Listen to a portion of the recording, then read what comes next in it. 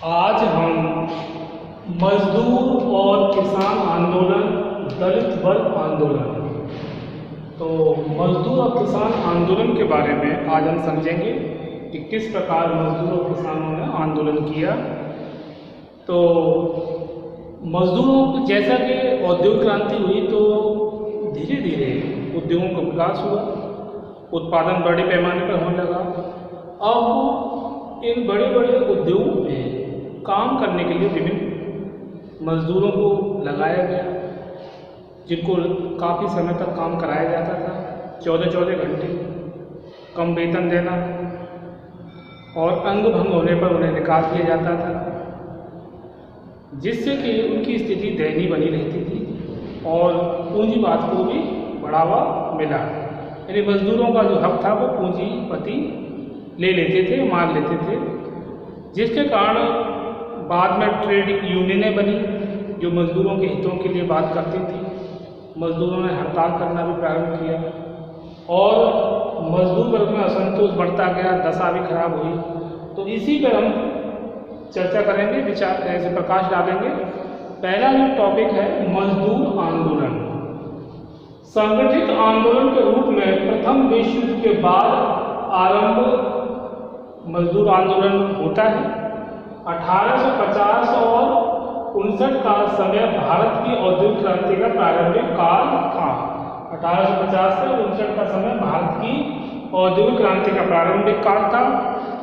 तो जब औद्योगिक क्रांति हुई तो वहाँ उद्योगों में मजदूरों की संख्या बढ़ी, लेकिन मजदूरों के लिए कोई विशेष नियम और कानून नहीं था, जिसके कारण उनका शोषण ही होता था, काम ज़्यादा लिया जाता और उनको वेतन कम दिया जाता था। तो 1850-59 का समय भारत की औद्योगिक क्रांति का समय था और उसी समय से मजदूरों का आंदोलन भी प्रारंभ देखने को मिलता है।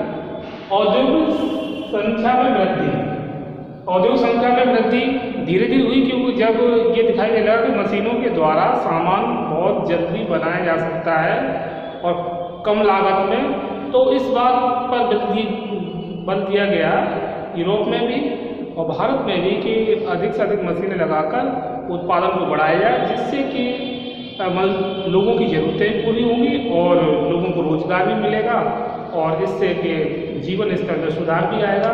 तो इस प्रकार से औद्योगिक संख्या में वृद्धि की गई और पूंजीपति अपना पैसा उद्योगों में लगाने लगे। सरकारी आंकड़ों के अनुसार 1884 ईस्वी में भारत में 815 कारखाने थे। कितने थे? 1884 ईस्वी में भारत में 815 कारखाने थे, जिसमें 3,49,810 मजदूर काम करते थे। मतलब 815 कारखानों में लगभग 3,49,810 मजदूर काम करते थे और 1902 में 1902 में 1,533 कारखाने थे। कितने? 1902 में 1,533 कारखाने थे, जिसमें 5,41,634 मजदूर काम करते थे। पूंजीपतियों मजदूरों का जीवन के शोषण किया जाता था पूंजीपतियों के द्वारा। तो हमने देखा कि 1884 में तो 815 ही कारखाने थे और जिसमें 3,49,810 मजदूर काम करते थे। 1902 में ये संख्या बढ़कर 1,533 कारखानों की हो जाती, जिसमें मजदूर 5,41,634 मजदूर काम करने लग जाते हैं। यानी दिनों दिन मजदूरों की संख्या बढ़ती जाती है, क्योंकि लोगों को रोजगार का साधन भी सुलभ होने लगा था। लेकिन ये था कि मजदूरों में असंतोष था, मजदूर अपनी जो तनख्वाह मिलती थी उससे संतुष्ट नहीं थे और जो उनसे काम लिया जाता था, जिस स्तर का और जितने घंटे काम लिया जाता था, उससे वो संतुष्ट नहीं थे और पूंजीपति जो थे मजदूरों का जीवन के शोषण करते थे, कम दाम, काम ज़्यादा। मजदूर वर्ग की दशा, तो मजदूरों की दशा शोचनीय थी। प्रातः 5 बजे से साढ़े 10 बजे तक कार्य करना पड़ता था, जिसमें 6-7 वर्ष के लड़के लड़कियों को 13-14 घंटे काम करना पड़ता था मतलब उद्योगों में। 1892 ईस्वी में मर्दों को 12 रुपये दिए जाते थे, मतलब पुरुष को 12 रुपये, स्त्रियों को 9 रुपये और बच्चों को 6 रुपये मासिक मजदूरी दी जाती थी। तो ये इस बात से अंदाजा लगाया जा सकता है कि मजदूरी की दर कितनी कम थी और पुरुष, स्त्री और बच्चों के अलग अलग मजदूरी तय कर रखी थी। समय था 13 से 14 घंटे काम दिया जाता था, जिससे कि मजदूरों की दशा भी खराब, शारीरिक रूप से भी खराब होती जाती थी लगातार काम करने से। मजदूर वर्ग के असंतोष के प्रारंभिक संकेत, तो मजदूर वर्ग के असंतोष के प्रारंभिक संकेत, पहला प्रभावी 1877 ईस्वी में यह संकेत देखने को मिलता है मजदूरों का कि मजदूरों में आक्रोश है। मजदूर अपने कार्य, अपने वेतन को लेकर, कार्य के घंटे को लेकर वे संतुष्ट नहीं है। तो 1877 ईस्वी में उनका असंतोष दिखाई देने लगता है। 1882 ईस्वी में मजदूरी दर के प्रश्न को लेकर मद्रास और बम्बई प्रेसिडेंसियों में 25 हड़तालें दर्ज की गई। तो मजदूरों में असंतोष तो था ही, तो 1882 ईस्वी में मजदूरी दर के प्रश्न को लेकर मद्रास और बम्बई प्रेसिडेंसियों में 25 हड़तालें दर्ज की गई और ये हड़तालें बढ़ती गई क्योंकि मजदूरों की दशा दिनों दिन गिरती जा रही थी, उद्योगों का विकास हो रहा था, पूंजीपति मुनाफाखोरी में लगे हुए थे और शोषणवादी नीति के कारण मजदूरों में भी असंतोष की भावना का प्रसार होता गया। श्रमिक संघों का उदय, नेक्स्ट पॉइंट, श्रमिक संघों का उदय हम देखते हैं कि जब मजदूरों की दशा गिरने लगती है तो फिर एक संगठन बनने शुरू हो जाते हैं। मजदूर अपना एक संगठन बनाते हैं जिससे कि उनकी समस्याओं को कम किया जा सके। तो ऐसे ही जो संघ थे उनमें सुरापान निवारण समिति, आशा बैंक, श्रमजीवी समिति की स्थापना 1870 में हुई। श्रमजीवी समिति की स्थापना 1870 में और 1872 ईस्वी में भारत श्रमजीवी मासिक पत्रिका निकाली गई। यह पत्रिका मजदूरों की समस्याओं को उजागर करती थी, मजदूरों की दशा पर प्रकाश डालती थी ताकि मजदूरों की दशा में सुधार लाया जा सके। बम्बई मिल मजदूर एसोसिएशन ने भी सुधार कार्य किए। तो बम्बई मिल मजदूर एसोसिएशन ने भी मजदूरों के हित की बातें कही, उनके लिए आगे आए और मजदूरों की दशा को सुधारने पर बल दिया। इसके बाद हड़तालों का जुझारूपन, नेक्स्ट हेडिंग, 1905 ईस्वी के बाद स्थिति में परिवर्तन आ गया। इसका कारण था राष्ट्रीय आंदोलन में जुझारूपन आना। तो 1905 के बाद जुझारूपन यूं भी आता है कि भारत में जो राष्ट्रीय आंदोलन की गति भी तीव्र हो जाती है और जो कांग्रेस के नेता हैं वो भी अब मुखर रूप से सरकार का विरोध करने लगते हैं। तो जब इस तरह की कंडीशन होती है तो उस समय हड़तालें भी बढ़ जाती हैं और जो मजदूर थे उनमें भी सरकार का विरोध करने की हिम्मत पैदा होती है क्योंकि उस समय पूरा देश ब्रिटिश सरकार के विरुद्ध खड़ा हो चुका था।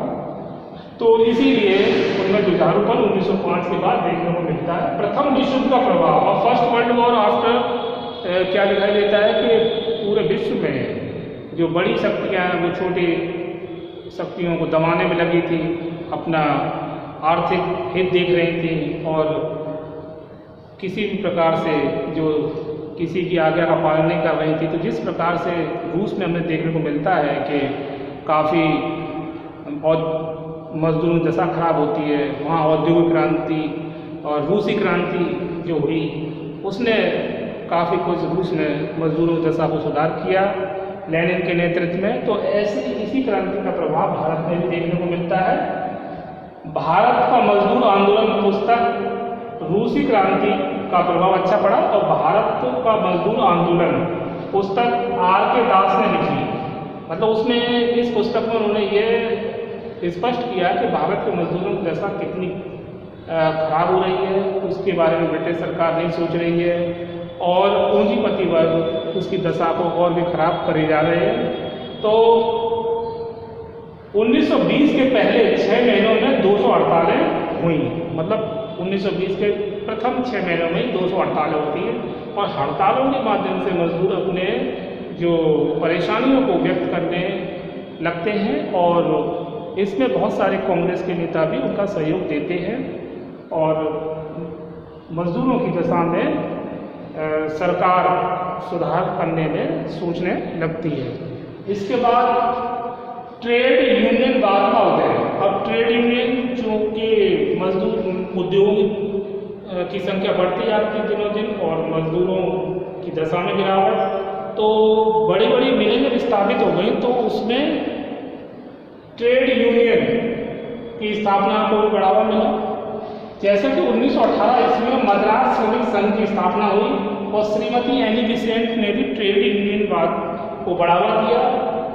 टेक्सटाइल लेबर, जैसे उदाहरण के लिए textile labour association, Ahmedabad labour association, ये इसका उदाहरण है कि किस प्रकार से ट्रेड यूनियन वाद को बढ़ावा मिला। अब उद्योगों में छोटी छोटी यूनियनें बनने लगी जिनका उद्देश्य रहता है कि मिल मालिकों के अत्याचार शोषणवादी नीति का विरोध करना, उनको सही बात समझाना और मजदूरों के हितों को ध्यान दिलवाना और उनकी आर्थिक को सुधारवाना, ये इनका प्रमुख उद्देश्य था ट्रेड यूनियनों का। Textile labour association, Ahmedabad labour association इसका उदाहरण है। अखिल भारतीय ट्रेड यूनियन कांग्रेस, अहमदाबाद कपड़ा मिल श्रमिक संघ कांग्रेस की रचना थी, किंतु कांग्रेस, अब देखो कांग्रेस जो है वो ट्रेड यूनियन के पक्ष में तो थी, लेकिन उनको ये भी लग रहा था कि जो पूंजीपति वर्ग है वो उनसे नाराज ना हो जाए, तो इसके लिए अखिल भारतीय ट्रेड यूनियन कांग्रेस बनाई जाती है। अहमदाबाद कपड़ा मिल श्रमिक संघ कांग्रेस की रचना थी, किंतु कांग्रेस मजदूरों की उग्र प्रवृत्ति पर अंकुश लगाना चाहती थी ताकि देशी पूंजीपतियों जो कांग्रेस के समर्थक थे उनको खतरा न पहुंचे। अब कांग्रेस ने ये भी देखा कि जो पूंजीपति वर्ग है वो पूर्ण रूप से अगर नाराज हो जाएगा तो ये भी ठीक बात नहीं, तो इसके लिए क्या किया जाता है, 1920 में अखिल भारतीय ट्रेड यूनियन कांग्रेस की स्थापना की गई। 1920 ईस्वी में अखिल भारतीय ट्रेड यूनियन की कांग्रेस की स्थापना की जाती है ताकि पूंजीपति वर्ग को भी अप्रसन्न न हो और उनको भी प्रसन्न रखा जा सके और मजदूरों को भी, तो दोनों को बैलेंस बनाने का प्रयास किया गया अखिल भारतीय ट्रेड यूनियन कांग्रेस के द्वारा। संघर्ष की तैयारी। कांग्रेस मजदूरों के असंतोष को दूर नहीं कर पाई। मतलब अब असंतोष कहाँ से दूर होगा कि जब भारतीय ट्रेड यूनियन कांग्रेस की स्थापना का उद्देश्य यही था कि पूंजीपतियों को भी हितों में ध्यान में रखा जाए, तो कांग्रेस मजदूरों का असंतोष को दूर नहीं कर पाई। मजदूरों में समाजवादी विचारधारा पनपने लगी थी। अब वे श्रमिक मजदूर क्रांति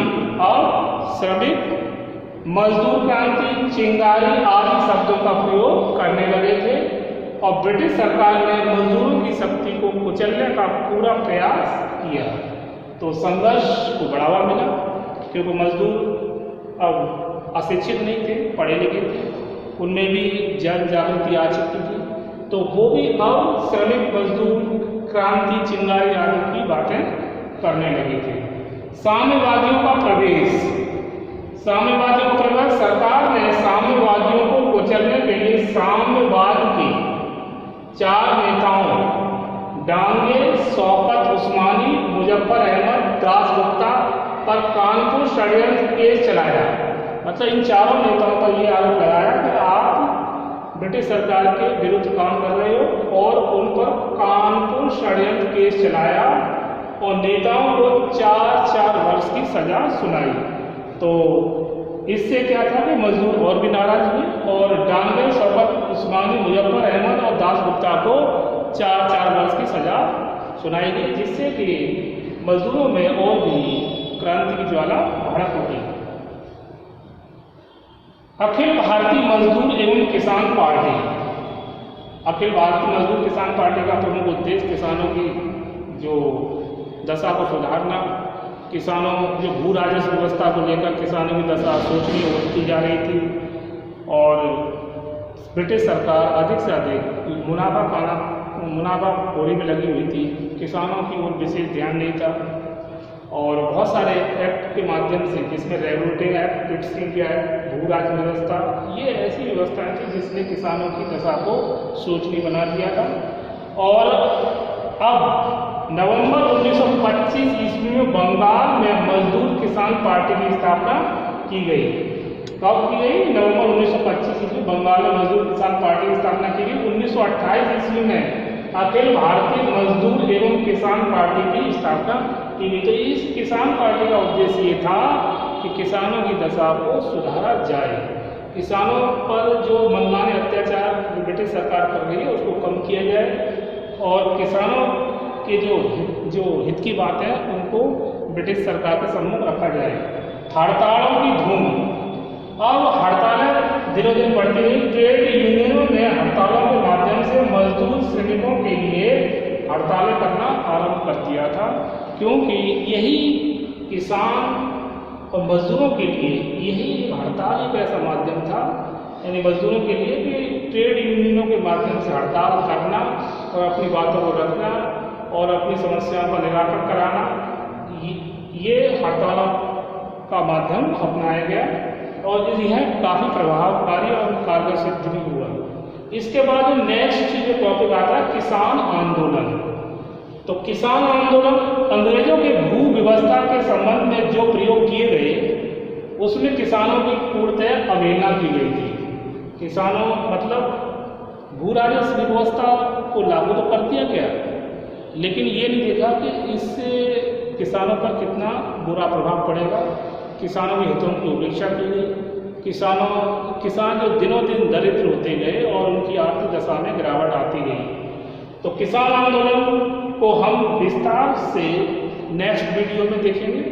अभी हमने इस वीडियो में मजदूर और किसान आंदोलन, दलित वर्ग आंदोलन टॉपिक में मजदूर आंदोलन को विस्तृत रूप से जाना, जिसमें औद्योगिक संख्या में वृद्धि, मजदूर वर्ग की दशा, मजदूर वर्ग के असंतोष के प्रारंभिक संकेत, श्रमिक संघों का उदय, हड़तालों का जुटारूपन, प्रथम विश्व महायुद्ध का प्रभाव, ट्रेड यूनियनवाद का उदय, अखिल भारतीय ट्रेड यूनियन कांग्रेस, संघर्ष की तैयारी, साम्यवादियों का प्रवेश, अखिल भारतीय मजदूर एवं किसान पार्टी, हड़तालों की धूम और किसान आंदोलन। किसान आंदोलन जो विषय है इस पर हम नेक्स्ट वीडियो में किसान आंदोलन के कारणों के बारे में जानेंगे कि कौन कौन से किसान आंदोलन हुए और किसान आंदोलन के क्या परिणाम और उसका क्या अच्छा रिजल्ट निकला, और विस्तार से हम दलित वर्ग आंदोलन के बारे में भी जानेंगे। इस वीडियो में इतना ही, इसके आगे नेक्स्ट वीडियो में ओके।